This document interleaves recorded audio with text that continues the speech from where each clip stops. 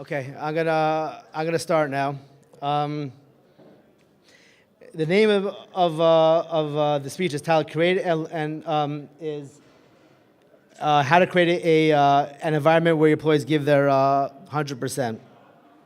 I believe that the main thing is having core values, creating an ethical workplace, and secondary is hiring the right people who know the work itself and share your core values. I'm gonna go through a lot of different details, but I think these are the two most important things. I'm gonna give it 7 main points. There are 7 main points that if you put in place, your employees will give their 100%, I believe. You have to care about your employees. You have to create core values. You have to have the right managers and a C-level team. You have to have enough cash to run your business. You have to have accountability. You have to give your managers ability to do a good job. And then a couple additional small points. So we'll go to the point 1, care about your employees. The first thing you have to do is create trust. The second thing you have to do is an environment where employees can grow. The third thing is your employees have to be fairly compensated. The fourth thing is you have to show appreciation, have fun, and employees want to, and then give the employees the feelings that they want to have at work. So we will start with the first thing, creating trust. Creating trust is very, very important with your employees. If you don't create trust with them, they're not going to open up to you. You're not going to know what's going on, and they're not going to give it their all. So how do you create trust with your employees? You have to really care and be kind to your employees. Your employees are people, and they have feelings, and you got to care about them. For an employee to trust you, he needs to feel that you care about him. Take time to understand each employee.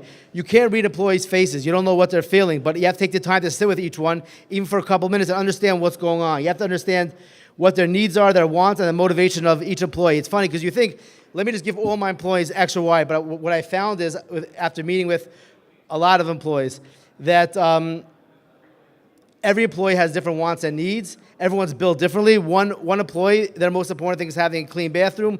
The other employee wants to know how he could grow very fast in their role. So just sitting down and even having a 5-10 minute conversation with them. And then the main thing is, if something's bothering them and affecting their job, see what it is. So you have to see what's really bothering them. So you have to get employees to open up. You ask the employee, how are they doing? They're going to say, good, everything's good. But yeah, you want them to really talk. So what do? How do you make them feel comfortable to open up? They have to believe that a discussion will stay confidential. So sometimes the best person to talk to employees is not necessarily the one who could fire or could hire him, because they're scared of the ramifications, what will happen. They have to believe that you can really help them. So no one's going to waste their time talking to you if they think that nothing's going to change because they talk to you. So sometimes a third party who cannot hire or fire their employee is better than this, right? And then you have to make the changes as needed.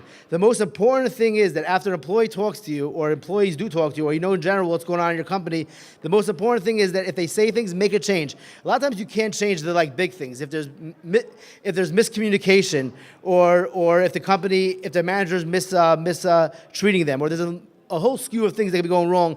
Sometimes those things take 3 to 6 months to change, but sometimes do a low-hanging fruit. You know, employees say that there's no hot water in the bathroom, or take something small but show that you're actually making a change. That's the most important thing, right? Okay, you want to create an environment where employees can grow. Everything in this world, if it's not growing, it's dead, right? If grass is not growing, it's dead. Trees are not growing, it's dead. The only thing that could be alive and not growing is human beings. But you can meet people who are alive but are dead inside. Every employee, same thing, just like all of us here, we all want to feel like that we're growing. That's how you feel alive. You got to help. Your employee has needs. Just like you have needs, you want to make more profit in your business. Your employees have needs. They want to grow as people, right? So you want to create an environment where they have potential to grow as a person in their why not get a good picture? Where they have potential to grow as a person in their job and in their role. So you got to help employees grow as people in their job and in their role. So help them learn new skills. You could offer to either mentor them or pay for a class they go to or a conference that they can learn more skills. That's something more than a raise sometimes. An employee will choose growing as a person sometimes more than anything else. Learning how to do their job better, training them, sitting with them, helping them grow in their role itself. Also, your company, if your company is stagnant or is going down, employees are not going to feel as motivated. You want to have a company that has a plan to also grow.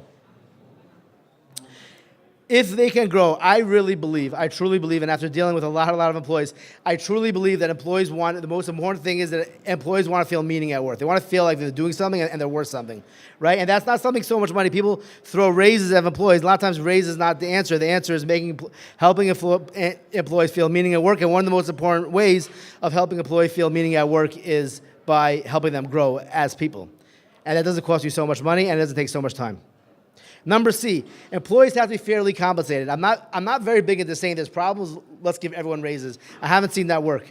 But at the same time, employees are working for like a paycheck. So if they're not being fairly paid according to market value, at a certain point they will look for another job. So you have to be very careful with that. Another thing is that this is one of the biggest things that I've seen is that an employee grows very quickly. Very motivated employees grow very, very fast. And the problem is that you have a system in place that we give 3% raises or 4% or 5%, and this employee just grew 30% this year in worth and a market value, but you have your system in place, and I'm a big fan of those are actually your most important employees because they're the most motivated. Those will switch to a new job the fastest because motivated people want to jump around, and those are people that you lose the fastest because you have a cheshbon in your head that I gave a raise this year for one, and I was just telling that I gave a raise this year for an employee by one of my clients from 50 to 100,000. I gave another raise from 47,000 to 80,000. I give him. I don't believe in the system. You have to give small raises. If someone jumps and they're doing much and they're growing very, very quickly in a company, and to replace them will cost 100,000. To say I'm not going to give him more than a 5% raise because that's our method. That's just silly because you got to pay 100,000 anyways to have a replacement. Okay.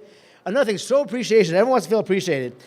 I've seen a lot of companies don't have a fair PTO schedule. You know what? People deserve to take a vacation. People deserve a day off. Just like you and me, we want to take our time off. I feel like people deserve that. So you can set your company up that as long as you tell the COO or the GM or whoever's in charge of, ask them, could you keep up production if we have one person take off PTO day or two people? And as long as they say yes, it's not going to cost you any money if you give people time off. Another important thing is a holiday gift is not expensive. You can buy a cheap gift. It shows you care. Also, a lot of companies will spend like $100,000 on a big holiday party. I don't think you have to spend a lot of money. I think it's more just showing that you care. So, buying small treats, donuts, breakfast, ices, ice cream, hot cocoa. These things cost $2 an employee, $3 an employee, but it shows, they did something they didn't have to do. And that makes employees feel appreciated, and employees feeling appreciated is very important, the same way we all want to feel appreciated. Another good idea is have the boss sign a birthday card for everyone's birthday and give like a $25 gift card. Again, it doesn't cost any money to get a birthday card. $25 is not a lot of money, but it makes an employee care. Sometimes these things do more than like a 10% raise. I don't want to be held to a 10% raise, but a raise. An award ceremony, you can find a cute thing that everyone gets an award for a different thing. Again, you could get trophies custom made per employee for $6 online. I think the company, I don't know, I forgot the company, but if anyone wants to know that, I could look it up after. Just saying to her thank you. And I know it sounds funny, but clean bathrooms. A lot of people people should be able to be like a human being. Another thing is have fun. So you could bring a lunch. You could do a barbecue, do a team working event. There are many ideas for this. If anyone wants some ideas, you give me an email afterwards. I'll send you hundreds of ideas. This is not the real thing.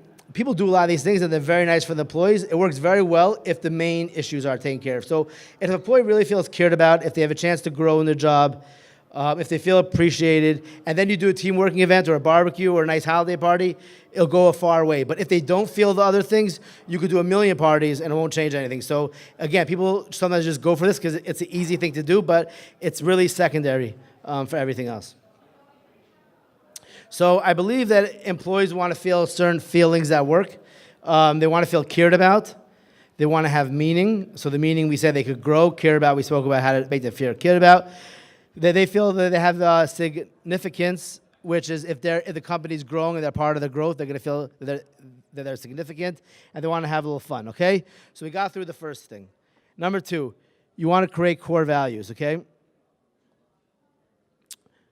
Core values are values that are important that you create for your company, okay? There are a lot of core values to choose from. The main thing is choosing core values that represent who you are, because if they're fake and they're not who you are, it's not going to work. You could have it written on the wall, whatever, we put customers first, but if you don't really put customers first, it doesn't do anything. So it's not about writing the core values, it's about buying core values that you really live by. And then once you pick your core values, then make decisions on them. So when you have a company decision to make, you look up at your core values. If our core values is customer first, even if we might lose a little money on this situation, then we'll do it because we ready. So once you have core values, then you live by them. And of course, we should know this more than anybody, because we have values that we all have to live by, that we put before everything else. So the same thing you have to do, same thing we have to do for Yiddishkeit, you got to do also for your company. And then you got to hire and fire based on this. So, if you're about to hire an employee and they have different core values than you, then it's not the right fit. Even if they have the best expertise, you're looking for an employee with a certain expertise and they're the best at it, but they don't have your core values, it won't work out at the end because it's going to become a conflict. You always pick values before skills. And then you have to write down your core values and let all your employees know what they are. So how do you choose your core values? There are over 100 core values. So I've tried sitting with clients and picking it. It's very, very hard because everyone wants. If I give you a list of 100 core values, you're going to say yes to 80. Do you want to be good? Yes. Do you want to be creative? Yes. Do you want to put customers first? Yes. Do you want to put employees first? Yes. Do you want to? So how do you find what your core values are? And if anyone wants afterwards, I give them a tool that I created that can help you pick your core values. I won't do it 100%, but I think it'll help. Okay, so that's number 2. Core values. Have core values, pick it, live by it. It's the most important. I think it's the most important thing in a company. I think without core values, eventually, I don't know, whatever. I think that's what ultimately will create a good company. Because let's say you have a core value that customers are first. So even if your industry changes and your employees change and everything changes, but as long as you have that value, you could keep on going, which means, but if you base a company based on something and the market changes or employees are not performing, it's hard, you could get stuck. And I believe the core values keep you on point. It's that stable ground. Then the next thing is make sure you have the second most important thing, I think, is make sure you have the right managers and C-level executives, right? A company is just people doing a job together, and if you have the wrong employees, you could try as hard as you want. And I found that I went to some companies, I put in the best programs in the world. With the wrong employees, you're totally spinning your wheels because they're going to take every program you do, they're not going to follow it, they're not going to do it right. So without the right employees, you're really wasting your time. So what are you looking for in employees, okay? It's very important. So you're looking for an employee who cares about their team, which was the first thing I went through. It does those things for the employees. It shows they care. Then they have the same core values as you, which we just went through. Number 3, they have to know the work itself. This is very, very crucial. People don't understand how crucial this is. I have so many companies that hire a manager because he's great at management, but he doesn't understand the work itself. He'll run a manufacturing plant because he's great at managing. I see this every day, but they're not good at the work itself. If they don't know the work itself, they'll never do a good job, I don't believe. You can be the best manager in the world, but if you can't do the work of your team, because think about it, it's simple. If you can't do the work of your team, then how are you going to make them create better process? How are you going to know if they're doing a good job? How are you going to be an aid to them? You're supposed to help your employees. If you don't know the work, how are you going to do? So I think that they have to have your values, but don't underestimate. So what do you do? Okay, I'll get to it soon. I'm getting ahead of myself. Okay, so create accountability, also very, very important. Has managerial skills. Watch out for the managers that do this, and values plus. Okay, so managers who can do the work of their team, they must understand all the work their team does and can do the work themselves. And they have to have the values. I think these two are the most important things. The work, they can do the work and the values. Managers who can do the work of his team, knowing the work itself is important. If they do not know the work, they're really just controlling people in their team and cannot really help them grow or the company grow. There are those that use power and control to keep their positions in these types of situations. So the second they feel confronted, they're going to do everything to control you and the people around them, because if anyone notices that they don't know the work, they're going to feel. So it's just not a good situation, right? What should they do? Those managers who don't know the skills, what should they do? If they need help to learn certain things, they should ask. right? So they don't know something, they should learn. If they have weaknesses, they should ask for help in those areas. They should take a job role where they offer the most value and not where they make the most money. I ask so many people, you're not good at this position. Why do you have it for? Because it pays me the most. But you know what? At the end of the day, you should really take a position where you offer the most value to the company. At the end, you'll make the most money also anyways. So it'll be best for you anyways. So what do you do if you have a manager, you really like this manager, and he has your same core values, but he just doesn't know the work?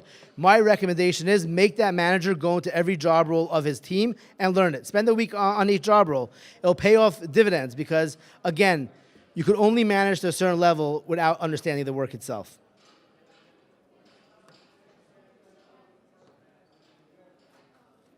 So then they have to create accountability. They must create metrics for each job in their department. The biggest thing is that they say, you don't have metrics in place, you never really know if someone's doing a good job or if they're not doing a good job. So how do you know if an employee is doing better than another employee if you don't have metrics in place? So you have to also create the right SOPs for all positions, the most efficient ways of doing each process. Constantly look and be on top of the metrics, and then put the proper motivation and fear in place. So the ultimate, at the end of the day, you could talk as much as you want till you're blue in the face. There's only two things that matter to an employee. You have to know this, because I've tried everything that I think. There's only two things that really work. Is that employees are only scared of getting fired, and they only care about getting a raise. The Yira is getting fired, and the Hava is getting raised. And without those two things, so you can tell an employee, you did a bad job, you made mistakes, just don't do that anymore. They're going to make the same mistake. But if they really believe that if they make 4 mistakes, they will get fired, but not that you're saying they're going to get fired. They're really, the worst thing is to say you do this and you get fired and don't get fired, then you're just a joke and employees will do whatever they want in your company. But if they really believe that if they do X and Y, they will get fired, trust me, very fast people shape up. Another thing is that if they get a raise, people are not working. If you don't give any motivation, any carrot, people are not going to work hard. It's the reason why socialism fell apart. People need to be motivated. You tell an employee, if you do X, Y, and Z, you will get a raise every year. And if you do X, Y, and Z, you will be fired. And you keep to both those things, it's amazing. The question is, how do you know how much raise to give and how you know to get fired? Everything has to be metrics. You have to be very clear what defines getting fired and very clear about what defines getting a raise. So if they have to do X, Y, and Z and they go 10% above, you get a raise of X. If they go 20% above, a raise of that. So the most important thing is, but again, how could a manager put in metrics for his department if he doesn't understand the work himself? So it's very important to understand the work and then put the metrics in place and then keep to the metrics every week. Don't wait for the yearly review to look at the metrics. I believe look at the metrics every week or every month, because if a employee starts going off course, let him know right away that he's going off course so that he could get back on course. And if an employee's doing well, then he's gonna try so much harder if he knows that you notice him. Metrics are good. It keeps people in place. Everyone wants to grow, like I said it before. If they want to grow as people, metrics help people grow as people because it keeps them accountable. Everyone wants to be held accountable at the end of the day. So, an employee who's doing well, can you imagine an employee who's doing well and they're not noticed? They always tell me, why should I do well? No one notices anyways. That's why metrics are important. Good employees get noticed, employees who are not doing well get noticed. And both are very important for you. And people overlook this, and it's a very, very critical point. Without accountability, employees slack off. Sometimes. Other skills a manager should have. They should be good at problem solving when your manager has constant problems. Good at communication. You're obviously managing people, so you should know how to talk to people. Be able to hire and fire, and able to do the work of his team. Watch out for managers who do this. Some managers will put their power and control and make it more important than their team and the growth of the companies. Another thing is that a manager is always complaining about his team, about the company. What I found is that when a manager is always complaining about his team and about his company, sometimes the problem with the manager themselves. Another thing is you have these people who cannot, they're in a position and they can't handle their current tasks, and they're always asking for more and more responsibilities. It's like you can't even handle what you're doing now. Why? To me, that's a sign, that's a red flag. And if employees keep on asking for more, but if they can handle it, they're doing great. But if they can't, maybe they want power and control. Also, a red flag is when an employee does not believe in his team and says he's forced to control them. I have to control them. If I don't control them, they're going to fall apart. So a lot of times that's a sign. Not always. But sometimes it's a sign that it's the manager. So accountability, like we just said.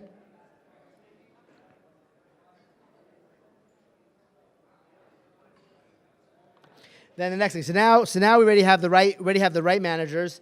We have good managers on a good C-level team, right? We discussed that we have to find the right ones. And now you put them in positions of power. Once you trust these managers, give them the tools to do their job. If they ask you for certain resources, don't drive them crazy. Chances are, if you trust them and they're in that position, give them the tools that they need. Don't make them write a whole report every time they ask for tools. Do not micromanage them. If you trust them, let them do their job. And do not let employees go over the head. A lot of times you have a good manager and an employee will go right over the head to someone above them and just start putting them under the bus. If you trust them, there should be a flow. They go to the manager, because a lot of times the employees take advantage. They could go above the manager. Another important thing, it doesn't have to do with employees, but at the end of the day, I end up dealing with this almost to every company, because at the end of the day, this is very important. If you don't have enough cash to grow your business, a lot of times companies run out of money. Even if they're growing, sometimes they have cash flow issues. Cash flow issues is a problem for employees, because if you're having not enough money, you cannot necessarily give the right tools for the employees to do their job. You cannot help them grow as people. Like we said, it's very important for employees. And you cannot do the little extra fun things and little bonus benefits you want to give them. And if an employee sees the company can't grow because of cash flow issues, then it dampens their mood. So what's the solution? So you have the cash flow issues. What's the solution?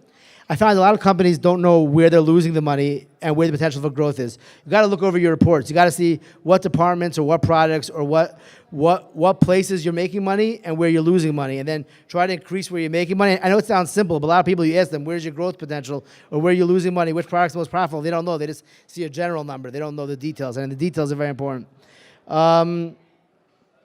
Also, a lot of times companies are losing money because of employee issues. Again, mistakes that happen, softwares don't work by themselves. Products are not made by themselves. They're all evolved people.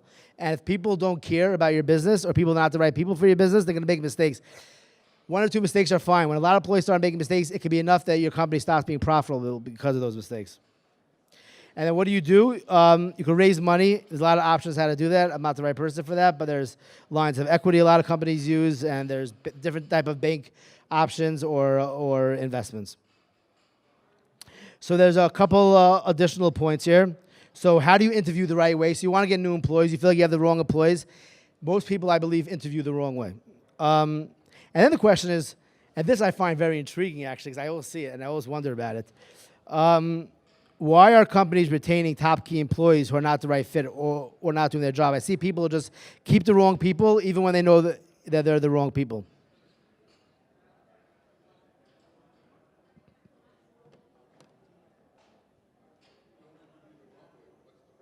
I'm going to tell you. Good question. How to interview to find the right manager? First of all, the main way is to promote from within. As you know who they are and their work ethic, it's a lot lower risk. So if you have someone in who has a lot of potential and has a lot of talents, the best thing is take a guy from within and raise him. That's the easiest way. Second thing is do a behavioral interview and include behaviors for managers. So what's a behavioral interview? A behavioral interview is that you ask someone if they're organized on an interview, they're going to say yes. You ask them, are you creative? They're going to say yeah. People say yes to everything. So the question is, how do you really know if they're telling the truth or not? And a behavioral interview helps you figure out if they're telling the truth. For everything they say yes to, you have to ask them, are you organized? Yes. Could you give me a specific story how your organizational skills has helped your last company that you're in? People who are organized, if you ask them to give as an example, as a behavior of organization, if you ask someone if they're organized and you say, give us a story, they should have 1, 2, 3, 4, 5, 6, 7, 10 stories. And then when you ask details of the story, they should have details. If someone's not organized and you ask them, give me an example of how your organizational skills, they might say that I was very good at putting the files on my boss's desk neatly. You know what I mean? Like, they're going to give you stories that don't make sense or say generalization. I'm just organized because I know how to put things in the right place. But if someone can't give specific stories, then the chances are that they're they're saying, and if they could give specific stories, chances are they were. It's an easy thing to do, and it really shows a lot. And if you're not sure, keep on asking more details. They tell you a story that I redid the filing cabinet for my company. Oh, how was the filing cabinet before? What did you do now? What did the other employees do? What did you do after you did the filing cabinet? So which means, what was the issue? Which means eventually the MS truth comes out. If you ask enough questions, you will find out. But just trusting someone that says yes is a funny thing to do, right? And looking at a resume means nothing also, personally, I think, because you could be in the same industry for 20 years and not do a good job. You could be in the industry for 2 years, do a great job. I don't really care about the resume. For me personally, I care about behaviors. So every job role that I try to fill, I write a list of behaviors. Like a sales guy is going to need different behaviors than office manager or than a CFO. So you look for different behaviors, write the behaviors, and then do behavioral questions for each of the questions. And then, of course, again, even if they have the right behaviors and the right values of you, if they don't know the skills of the job, don't waste your time. So you got to have three things. You got to share your values. They got to have the behaviorals you want, proven by behavioral interview. And they have to have the skills. So you need all three. And then chances are you'll be okay. Why companies don't get rid of the wrong executive team? I think people are scared that they might get someone worse. So they question themselves, maybe the C-level team member is really good and they're assessing them wrong. So people question themselves about their assessment of an employee. They're all scared of the worst case scenario. They're all scared that that employee knows too much and they fire them, there will be a crisis. They are emotionally connected to that employee. They're a friend. They're related to them. They've been by the company for a long time. The answer is making change is painful. People don't want to face pain. So terminating an employee that's been with you for a while or it's in a key position is painful. So what's the solution? I think you have to ask yourself to really assess if this is the right employee. Ask yourself, do they share your core values? You know what your core values are. If one of your core values is being honest, is being transparent, is this employee honest and transparent? So ask yourself, go through your core values, say, is this employee the core values that I believe in? If you don't know his job to know if he's doing a good job, maybe have a friend or a consultant or like a mentor come in who knows what the job role should be and see if they really do a good job. Because if you don't know anything about being a CFO and your CFO tells you he's running your numbers right and everything's backwards, you might not know. Or someone's running your inventory and you don't know anything about inventory, for all he knows everything's backwards. So if you don't know the job role, maybe have someone with you who could audit or interview that employee for that job role. And the answer to the pain is that you're going to have pain any way you go. If you have the wrong employee, you're going to deal with pain. It's really a question of not about facing pain. It's about facing short-term pain versus long-term pain. The wrong employee will cause you long-term pain. Getting rid of him will cause you short-term pain. I would say it's always good to face short-term pain than long-term pain, but pain is an inevitable part of dealing with employees in the workplace. So you might as well just accept it. So if there's a company that's currently in a crisis, what's my first takeaway that I'll tell them right now? What should you do tomorrow? Like, I have a lot of good ideas here, but like, you want to do tachlis, you want to make a change. So if you're in a crisis, my two things I'll do right away is change your C-level team and managers. It starts from the top. You have the wrong top guys, every employee will be affected. You take out one employee, it won't affect the company. You take out one top manager from the department and change him, it'll change that whole department. So start from the top, take one or two key guys who are not the right guys and just change them. Again, we said you're scared, but you got to do the right thing, right? And send out an anonymous survey to the employees, see what the main issues are. Just get a feeling of what employees are dealing with. And if it's anonymous, a lot of times they're more honest. If you want a survey template, I'm happy to give anyone who wants. Companies that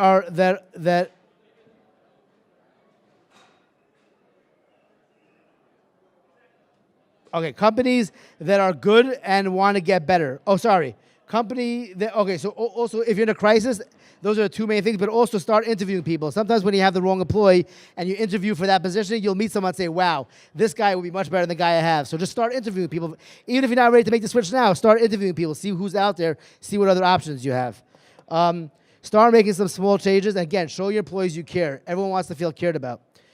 Companies that are good and want to get better, what's the first two takeaways I'll take tomorrow? You have a good company, but you want to make it even greater. What's the tomorrow, what I would do? Focus on how you can help your employees grow as people. If they're in a job role, what can you do to help them grow? How can they help the company grow? Give them extra classes, mentor them, send them to a conference. Do something employees want to grow. If you're already a good company, that will make you great. Second thing is do small, fun things for them. If you're already dealing with all your core issues and now you have good companies, so do fun things. Do a company barbecue. Do a team working event. Bring in breakfast. Make things even greater. Again, do a survey. Can't hurt. Show them you care. Companies with employee issues, people think there's employee issues. You lose a lot of money. I have a client right now, just in the last 3 months, we saved them over $1 million just in employee issues in a 3-month period. I'm saying people don't understand how much they lose when they have employee issues. First of all, turnover. Every time an employee leaves, they have to replace. They say the number is 20 to 40%. That's on the low end of what it costs of a yearly salary of that employee. So if an employee leaves who makes $50,000 a year, you'll probably lose around $10,000 at the minimum just from them leaving, because you have to recruit, you have to interview, you have to retrain, it affects your team, and that's on the lowest possible end. So you have 10 employees like that, that's $500,000. Employees make mistakes. Okay, you make a mistake here and there, but a lot of mistakes, they add up. You know, you mess up on a customer and they give you a bad review. You mess up on a product line, you mess up on the inventory and you ship out the wrong products. Mistakes, yes, if there's one mistake, but once employees stop caring, there's a lot of mistakes. I've seen companies lose all their profits just on employee mistakes. It can even put a company out of business. Slower production. Employees who don't like your company, who don't like you, they're not going to work hard. They're going to work much slower. And you know, sometimes you can even lose 50% of the production. So think about it. If whatever your payroll is, cut that in half if they're working slower because they don't really care. And I see it all the time. Again, 50% is a big number, but people are definitely not working as hard when they don't like the company.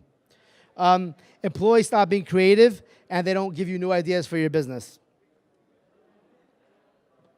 Companies with employee issues lose money. Management has constant headaches. They stop focusing on growth and focus on putting out fires. The company ends up stopping to grow because all day they're all trying to put out fires and they're not dealing with growing the company, which is a waste. Resources I can send you. I could give you, anyone who wants resources, I have a booth here downstairs from 5 to 8, or you can walk over to me after this. An anonymous survey that you can send out to your employees so you get a pulse as to where they're holding. I give you a list of fun things you do with your employees. I can give you an easier way to pick out your core values and an explanation on how to do a behavioral interview. The conclusion. I believe if you do the above for your employees, they will go above and beyond for you and give their 100%. And at the same time, your business will grow in revenue and profits. And on top of all that, you'll be doing the right thing, treating people well and making your work into a more godly and meaningful place. This is not just about making more money. When you do these things, you bring godliness into your workplace, meaning in your workplace, and I think it's important for us, especially as Jews, to be a light unto the nations. Anyone have any questions? Okay, thank you everyone for your time.